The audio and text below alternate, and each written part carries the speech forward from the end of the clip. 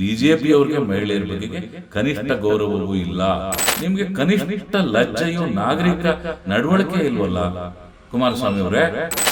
ಭೂಮಿನೇ ರೈತರ ಕೈನಲ್ಲಿ ಇಲ್ಲದೆ ಇರುವಂತ ಕಾನೂನು ತಂದ್ಬಿಟ್ಟು ಕೃಷಿ ಮಂತ್ರಿಯಾಗಿ ಏನ್ ಕಡಿತೀರಿ ನೀವು? ಹೋಗ್ಬಿಟ್ಟು ಅದಾನಿ ಅಂಬಾನಿಗಳಿಗೆ ಕೃಷಿ ಭೂಮಿನ ಒದಗಿಸ್ಕೊಡೋಕೆ ನೀವು ಕೃಷಿ ಮಂತ್ರಿ ಆಗ್ಬೇಕಾ? ಸಿಂಪಲ್ ಮೆಜಾರಿಟಿ ಬರೋದ್ರಲ್ಲಿ ಸೋತಿದೆ ಬಿಜೆಪಿ, ಅಂತವ್ರ ಜೊತೆಲಿ ನೀವು ಮೈತ್ರಿ ಮಾಡ್ಕೊಂಡು ಇವಾಗ ಮಂತ್ರಿ ಆಗ್ಬಿಟ್ಟು ಏನು ದೊಡ್ಡ ಸಾಧಿಸಿದಿರಿ? ಕಸದ ಬುಟ್ಟಿಗೆ ಹೋಗಿ ಸೇರ್ತೀರಿ ನೀವು. ಇದು ಬಹಳ ದೂರ ಇಲ್ಲ. ಮಂತ್ರಿಯಾಗಿ ಹೇಗೆ ನೀವು ತಲೆ ಎತ್ಕೊಂಡು ತಿರುಗ್ತೀರಿ?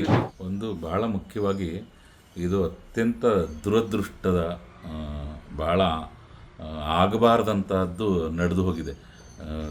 ದೇವೇಗೌಡರು ಕುಮಾರಸ್ವಾಮಿ ಅವರು ನಮ್ಮನ್ನು ಈ ಪ್ರಕರಣದಲ್ಲಿ ನಮ್ಮನ್ನು ತರಬಾರ್ದು ಅಂತ ಹೋಗಿ ಕೋರ್ಟ್ಗೆ ಹೋಗಿ ತಂದಿದ್ದಾರೆ ಸ್ಟೇನ.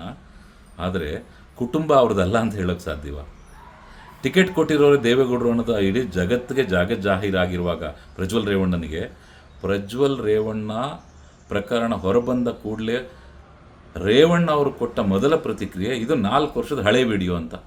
ಅಂದರೆ 4 ವರ್ಷದ ಹಿಂದೆಯೇ ನಿಮಗೆ ಇದು ಗೊತ್ತಿತ್ತು. ಪ್ರಜ್ವಲ್ ನಿಮ್ಮ ಮಗ ಯಾವ ಅನಾಚಾರಗಳನ್ನು ಅತ್ಯಾಚಾರಗಳನ್ನು ಎಸಗಿದ್ದಾನೆ, ಎಷ್ಟು ಅನಾಗರಿಕವಾಗಿ ಕ್ರೌರ್ಯನ ಮೆರೆದಿದ್ದಾನೆ, ಎಷ್ಟು ಹೆಣ್ಣು ಮಕ್ಕಳ ಬದುಕಿಗೆ ಕೊಳ್ಳಿ ಇಟ್ಟಿದ್ದಾನೆ, ಅವ್ರ ಬದುಕನ್ನು ಕತ್ತಲು ಕೋಪಕ್ಕೆ ತಳ್ಳಿದ್ದಾನೆ, ಅಷ್ಟು ಕುಟುಂಬಗಳನ್ನು ಅಂತ ನಿಮ್ಗೆ ಗೊತ್ತಿತ್ತಲ್ಲ. ಏನು ಮಾಡಬೇಕಾಗಿತ್ತು ನೀವು ತಂದೆಯಾಗಿ? ನಿಮ್ಮ ಹೆಂಡತಿ ಭವಾನಿ ರೇವಣ್ಣ ಅವ್ರಿಗೂ ಇದು ಗಮನಕ್ಕೆ ಬಂದಿತ್ತು. ಏನು ಮಾಡಿದ್ರಿ? ಇಷ್ಟೆಲ್ಲ ಆದಮೇಲೆ ಕುಮಾರಸ್ವಾಮಿಯವರು ದೇವೇಗೌಡರಿಗೆ BJP ಅವ್ರ ಕಡೆಯಿಂದ ಗೊತ್ತಾಗಿ ಏನೇನೋ ಆಗಿದೆ ಅಂತೆಲ್ಲ ಹೋಗಿ ದೇವೇಗೌಡರಿಗೆ ಹೇಳಿದ್ರಂತೆ ಟಿಕೆಟ್ ಕೊಡಬಾರ್ದು ಅಂತ. ಇದು ಖಚಿತವ ಏನೋ ಗೊತ್ತಿಲ್ಲ, ಆದರೆ ಸುದ್ದಿಗಳು ನಮ್ಗೆ ತಲುಪಿದೆ. ಅವರು ಇಲ್ಲ ನಾನೇ ಕೊಟ್ಟು ಗೆಲ್ಲಿಸ್ಕೊಂಡ್ಬರ್ತೀನಿ ಅಂತ ಹೇಳಿದ್ರಂತೆ ದೇವೇಗೌಡರು. ಆದರೆ ಇದಕ್ಕೆ ಆಧಾರಗಳೇನು ಅಂದರೆ, ಈ ದೇವರಾಜೇಗೌಡ ಅವರು BJPಗೆ ಅವ್ರಿಗೆ ಅಕ್ಟೋಬರ್ ತಿಂಗಳಲ್ಲೇ ಹೇಳಿದ್ದಾರೆ. ನಿಮಗೆ ಚುನಾವಣೆ ನಡೆದಿದ್ದು ಮೇನಲ್ಲಿ, ಅಕ್ಟೋಬರ್ 6 ತಿಂಗಳ ಕಾಲ ಏನು ಮಾಡ್ತಾಯಿದ್ರಿ? BJP ಅವರು ಟಿಕೆಟೇ ನಿರಾಕರಿಸ್ಬೇಕಾಯ್ತು. ನಿಮ್ಮ ಮೈತ್ರಿನ ನಿಮ್ಮ ಜೊತೆಲಿ ನೀವು ಭಾರತ್ ಮಾತೆ ಅಂಥದ್ದು ಬೇಟಿ ಬಚಾವೋ ಬೇಟಿ ಪಡಾವೋ ಅಂತೆಲ್ಲ ಹೇಳೋರು ಏನು ಮಾಡಬೇಕಾಗಿತ್ತು? ನ್ಯಾಯವಾಗಿ ನೀವು ಅದಕ್ಕೆ ಭದ್ರಾಗಿರೋರಾಗಿದ್ದರೆ ನಿಮಗೆ ಹೆಣ್ಣು ಮಕ್ಕಳ ಬಗ್ಗೆ ಗೌರವ ಇದ್ದಿದ್ರಿ BJP ಅವ್ರಿಗೆ ಮೈತ್ರಿನೇ ಮಾಡ್ಕೋಬಾರ್ದಿತ್ತು.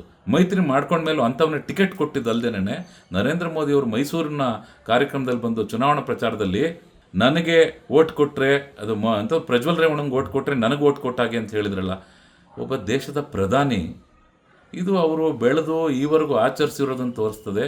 ಅವರು ಯಾವುದೇ ಸ್ಥಾನಕ್ಕೆ ಹೋಗಿರ್ಬೋದು, ಅವ್ರಿಗೆ ಹೆಣ್ಣು ಮಕ್ಕಳ ಬಗೆಗೆ ಕನಿಷ್ಠ ಗೌರವ, ಸ್ತ್ರೀಯರ ಬಗೆಗೆ ಇಲ್ಲ ಅನ್ನೋದನ್ನು ಅವರು ಕುಸ್ತಿಪಟುಗಳ ಮೇಲಿನ ಲೈಂಗಿಕ ದೌರ್ಜನ್ಯ, ಇವರ ಹತ್ತಿರದವನು ಅವನು ಶರಣ್ ಸಿಂಗ್ ಅಂತವನು ಮಾಡಿದ್ದು ಅದು, ಆಮೇಲೆ ಬಿಲ್ಕಿಸ್ ಬಾನು ಅತ್ಯಾಚಾರದಲ್ಲಿ ಬಿಡುಗಡೆ ಮಾಡೋಕ್ಕೆ ಸಹಿ ಹಾಕಿದ್ದು ಪ್ರಧಾನಮಂತ್ರಿಗಳು, ಇವೆಲ್ಲವೂ ತೋರಿಸುತ್ತೆ ಅವರಿಗೆ BJP ಅವ್ರಿಗೆ ಮಹಿಳೆಯರ ಬಗೆಗೆ ಕನಿಷ್ಠ ಗೌರವವೂ ಇಲ್ಲ. ಇನ್ನು ದೇವೇಗೌಡರ ಕುಟುಂಬಕ್ಕೆ ಬರೋದಾದರೆ HD ಕುಮಾರಸ್ವಾಮಿ ಅವರು ಸಾರ್ವಜನಿಕ ಸಭೆಯಲ್ಲಿ, ಚುನಾವಣಾ ಸಭೆಯಲ್ಲಿ ನೀನು ಏನೇ ತಪ್ಪು ಮಾಡಿದ್ರು ಅದನ್ನು ಜನರ ಮುಂದೆ ತಪ್ಪು ಮಾಡಿದ್ದೀನಿ ಅಂತ ಕ್ಷಮೆ ಕೋರ್ಬಿಡು, ಅವ್ರು ಏನನ್ನ ಕ್ಷಮಿಸಿ ಗೆಲ್ಲಿಸ್ಬಿಡ್ತಾರೆ ಅಂತ ಹೇಳಿ ಕಡೆಗೆ ಈ ಪ್ರಜ್ವಲ್ಲು ರೇವಣ್ಣನ ಮಗ ಅಲ್ಲ ನನ್ನ ಮಗ ಅಂತ ಹೇಳ್ತಾರೆ. ಏನು ನೀವು ಏನು ಮಾತಾಡೋದಕ್ಕೂ ನಿಮಗೆ ಒಂದು ನಾಲ್ಗೆ ಇಲ್ವಾ? ಒಂದು ನಾಗರಿಕವಾದ ನಡವಳಿಕೆ ಇಲ್ವಾ? ಎಂತಹ ಕೃತ್ಯಗಳನ್ನು ನಿಮ್ಮ ಪ್ರಜ್ವಲ್ ಎಸಗಿದ್ದಾನೆ ಅಂದರೆ ನೀವು ಹೋಗಿ ಮತ್ತೆ ಅವನ್ನ ಚುನಾವಣೆಗೆ ಟಿಕೆಟ್ ಕೊಟ್ಟು ಅವನ ಪರವಾಗಿ ಪ್ರಚಾರ ಮಾಡ್ತೀರಲ್ಲ.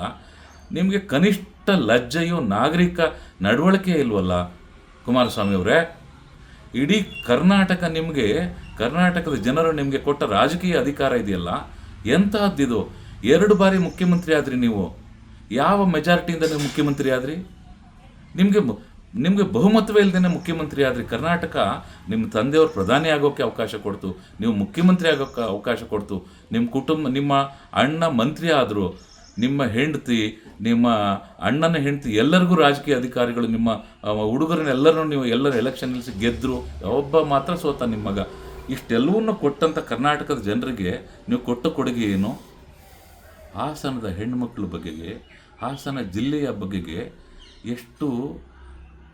ಎಷ್ಟು ಹೀನಾಯವಾಗಿ ಜನ ಮಾತಾಡ್ಕೊಳ್ಳುವಾಗೆ ಅವರು ತಲೆ ಎತ್ತಿ ದೊತ್ತಾಗಿ ಮಾಡಿದ್ರಲ್ಲ. ಒಂದಲ್ಲ 100ಕ್ಕಿಂತ ಹೆಚ್ಚು ಹೆಣ್ಣುಮಕ್ಕಳನ್ನು ಹೀಗೆ ದುರುಪಯೋಗ ಪಡಿಸ್ಕೊಂಡು, ಅಧಿಕಾರ ದುರುಪಯೋಗ, ಪ್ರಜಾಪ್ರಭುತ್ವ ವಿರೋಧಿ ನಡೆ, ಇದನ್ನೆಲ್ಲ ಹೇಗೆ ಸಮರ್ಥಿಸ್ಕೊಳ್ತೀರಿ ನೀವು? ಆಮೇಲೆ ಚುನಾವಣೆಯಲ್ಲಿ ಬೇರೆ ನೀವು ಹೇಳ್ತೀರಿ ನಾನು ಚುನಾವಣೆಯಲ್ಲಿ ಗೆದ್ದರೆ ಕೃಷಿ ಮಂತ್ರಿ ಕೇಳ್ತೀನಿ ಅಂತ ಕೇಂದ್ರ ಸರ್ಕಾರದಲ್ಲಿ.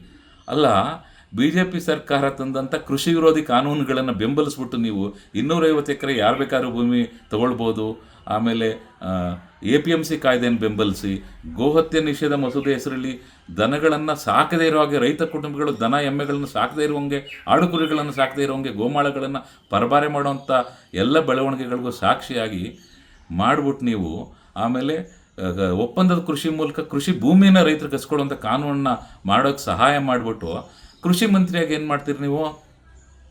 ಅಲ್ಲ, ನಿಮಗೆ ಕನಿಷ್ಠ ಸಾಮಾನ್ಯ ಜ್ಞಾನವಾದರೂ ಬೇಡವಾ? ಭೂಮಿನೇ ರೈತರ ಕೈನಲ್ಲಿ ಇಲ್ಲದೆ ಇರೋಂಥ ಕಾನೂನು ತಂದ್ಬಿಟ್ಟು ಕೃಷಿ ಮಂತ್ರಿಯಾಗಿ ಏನು ಕಡಿತೀರಿ ನೀವು? ಹೋಗ್ಬಿಟ್ಟು ಅದಾನಿ ಅಂಬಾನಿಗಳಿಗೆ ಕೃಷಿ ಭೂಮಿನ ಒದಗಿಸ್ಕೊಡೋಕ್ಕೆ ನೀವು ಕೃಷಿ ಮಂತ್ರಿ ಆಗಬೇಕಾ? ಅದು ಏನಪ್ಪ, ನಮ್ಗೆ ಆಶ್ಚರ್ಯ ಆಗುತ್ತೆ. ಒಂದು ಸಾರ್ವಜನಿಕ ಜೀವನದಲ್ಲಿ ನೀವು ಮುಖ್ಯಮಂತ್ರಿ ಆದಾಗ ನೀವೆಲ್ಲ ನಡ್ಕೊಂಡಿದ್ದಿದೆಯಲ್ಲ, ನೀವೇನೆ. ನಿಮ್ಮ ತಂದೆ HD ದೇವೇಗೌಡರು ಮಾಜಿ ಪ್ರಧಾನಿಗಳು ನನ್ನ ಮಗ ಮುಖ್ಯಮಂತ್ರಿ ಕುಮಾರಸ್ವಾಮಿಯನ್ನು ಹುಡುಕೊಡಿ ಅಂತ ಸಾರ್ವಜನಿಕರು ಕೇಳ್ಕೊಂಡಿದ್ರು ನೀವು ಮುಖ್ಯಮಂತ್ರಿ ಆಗಿದ್ದಾಗ. ನಿಮ್ಮ ನಡವಳಿಕೆಗಳು ಎಲ್ಲಿಯೂ ಕೂಡ ಪ್ರಜಾಪ್ರಭುತ್ವದ ಮೌಲ್ಯಗಳನ್ನು, ಸಂವಿಧಾನವನ್ನು ಗೌರವಿಸುವಂತೆ ಆಗಿಲ್ಲ. ಅದರಲ್ಲಿ ನೀವು ಜಗತ್ತಿನಲ್ಲಿ ನಿಮ್ಮಷ್ಟು ನೈತಿಕತೆ ಇರೋರೇ ಯಾರೂ ಇಲ್ಲ ಅಂತ ನಿಮ್ಮ ಎದುರುಗಡೆ ಇರೋರೆಲ್ಲರೂ ಅತ್ಯಂತ ಕೀಳು ದರ್ಜೆಯ ಮನುಷ್ಯರೊಳಗೆ ಮಾತಾಡ್ತಿರಲ್ಲ. ಮೊದಲು ನಿಮ್ಮ ಕುಟುಂಬ, ನಿಮ್ಮ ನಡವಳಿಕೆಗಳು, ನಿಮ್ಮ ಅಣ್ಣ ತಮ್ಮದಿರ ಮಕ್ಕಳ ನಡವಳಿಕೆಗಳು ಏನಾಗಿದೆ ಅವನ್ನ ನೋಡ್ಕೊಳ್ಳಿ. ಜನರಿಗೆ ಘನತೆಯ ಬದುಕನ್ನು ತಂದುಕೊಡ್ಬೇಕು. ರಾಜಕೀಯ ಹೋರಾಟ ಅಂದರೆ ಜನರ ಘನತೆಯನ್ನು ಕಳೆಯುವಂಥದ್ದನ್ನು ಮಾಡಬಾರ್ದು. ಮೊದಲು ನಿಮ್ಮ ಪಕ್ಷದ ಎಷ್ಟೊಂದು ಜನ ಶಾಸಕರು, ಹಾಲಿ ಶಾಸಕರು, ಮಾಜಿ ಶಾಸಕರು, ಮಾಜಿ ಮಂತ್ರಿಗಳೆಲ್ಲರೂ ಈಗ ಬೇರೆ ನಟ ದರ್ಶನ್ ವಿಷಯದಲ್ಲಿ ದರ್ಶನ್ಗೆ ತಕ್ಕ ಶಿಕ್ಷೆ ಆಗಲಿ ಅಂತಿದ್ದಾರೆ. ನಿಮ್ಮ ಪ್ರಜ್ವಲ್ ರೇವಣ್ಣನಿಗೆ ತಕ್ಕ ಶಿಕ್ಷೆ ಆಗಲಿ ಅಂತ ಒಂದು ಸರಿನೂ ಹೇಳಲಿಲ್ವಲ್ಲ? ಎಷ್ಟು ಚೀಪನ ಅಲ್ವಾ ನೀವು? ನಿಮ್ಮ ಮಾಜಿ ಮಂತ್ರಿ ಒಬ್ಬ ಅಂತ ಪಾಂಡವಪುರ ಕ್ಷೇತ್ರದವ್ರು, ಅವರು ತನಗೆ ಅಪ್ಪನಿಗೆ ಊಟದವ್ರು ಮಾತ್ರ ತನಗೆ ಓಟ್ ಹಾಕ್ತಾರೆ ಅಂತ ಅಂದರು. ಇಡೀ ಜಾತ್ಯತೀತ ಜನತಾದಳದ ಪರಿವಾರವೇ ಅನಾಗರಿಕವಾದ ಅಪ್ರಜಾಪ್ರಭುತ್ವವಾದ ನಡವಳಿಕೆಗಳನ್ನು ನಡ್ಕೊಳ್ತಾ ಇದೆ. ನಿಮಗೂ ಏನು ಅನಿಸೋದೇ ಇಲ್ವಾ? ನಿಮ್ಮ ನಡವಳಿಕೆಗಳನ್ನು ಜನ ಗಮನಿಸ್ತಿದ್ದಾರೆ. ಇವತ್ತು ನೀವು ತಲುಪಿರುವ ಅಧೋಗತಿ ಹೇಗಿದೆ ಅಂತ ಹೇಳಿದ್ರೆ, ಜನವಿರೋಧಿಯಾದಂತಹ, ಸಂವಿಧಾನ ವಿರೋಧಿಯಾದಂತಹ, ಒಕ್ಕಲುತನದ ರೈತ ವಿರೋಧಿಯಾದಂಥ BJP ಜೊತೆಗೆ ನೀವು ಮೈತ್ರಿ ಮಾಡಿಕೊಂಡು ಇವತ್ತಲ್ಲೋಗಿ ಮಂತ್ರಿ ಬೇರೆ ಆಗಿದ್ದೀರಿ. ನಾನು ಅಬ್ಕಿ ಬಾರ್ 400 ಪಾರ್ ಅಂತ ನರೇಂದ್ರ ಮೋದಿ ಅವರು ಹೊಡೆದ್ರೆ, ನರೇಂದ್ರ ಮೋದಿ ಅವರನ್ನು ನರೇಂದ್ರ ಮೋದಿ ಅವರೇನೇ ಇಂಥದ್ದು ಈ ಸಾರಿ ಗೆಲ್ಲೋದು ಎಷ್ಟು ಪ್ರಯಾಸದಿಂದ ಗೆದ್ದಿದ್ದಾರೆ ಅಂತ ನಿಮಗೆ ಗೊತ್ತಿದೆ ಅಲ್ವಾ?